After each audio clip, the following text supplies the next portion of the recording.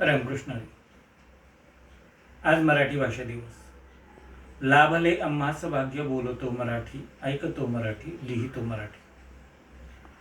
आपल्या मराठी भाषेला नुकताच अभिजात भाषेचा दर्जा प्राप्त झालेला आहे.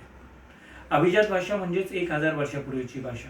मग खरंच आपली मराठी 1000 वर्षापूर्वीची आहे का, हे जर शोधायला गेलं तर आपल्याला 9व्या दशकामध्ये आढळणारे शिलालेख हे असे 9व्या दशकामध्ये आढळणारे शिलालेख यावरून कळतं की आपली भाषा किती पुरातन आहे. 11व्या शतकामध्ये यादव कालामध्ये ही भाषा प्रशासनाची होती. त्यावेळेस दिले जाणारे ताम्रपट, बक्षिसं आणि आखल्या जाणाऱ्या सीमा यावरती सुद्धा मराठी भाषेचा उल्लेख केलेला आढळून येतो.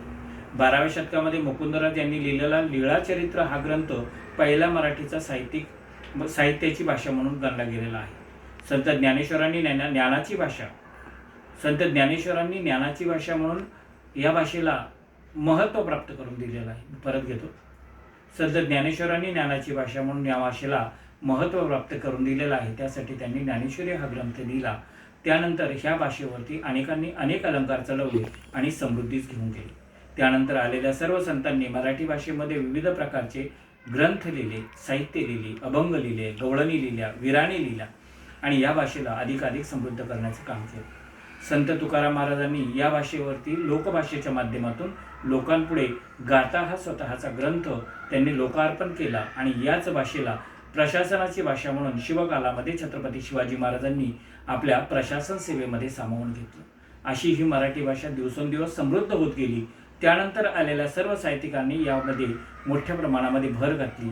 वि. वा. शिरवाडकर, ज्यांना आपण कुसुमाग्रज म्हणतो, यांना देखील त्यांच्या साहित्यिक सेवेसाठी ज्ञानपीठ पुरस्कार याच मराठी भाषेतून मिळाला आणि त्यांच्या जन्मदिनाचं औचित्य साधून आपण या भाषेला याच दिनाला मराठी दिवस म्हणून साजरा करतो. आज मराठी भाषा टिकली पाहिजे, मराठी भाषा वाढली पाहिजे, मराठी भाषा समृद्ध झाली पाहिजे, यासाठी घरामध्ये सर्व लोकांनी मराठी भाषेला बोलीभाषेचा दर्जा द्यायला हवा. आपल्या बोलण्यामध्ये, आपल्या लिहिण्यामध्ये, आपल्या ऐकण्यामध्ये सगळीकडे मराठी असायला पाहिजे. भले ही ज्ञानाची आजची भाषा ही इंग्रजी असेल किंवा इतर कोणतीही असेल, तरी विचारांची भाषा, आचारांची भाषा आणि समृद्धीची भाषा ही मराठीच असायला पाहिजे. धन्यवाद.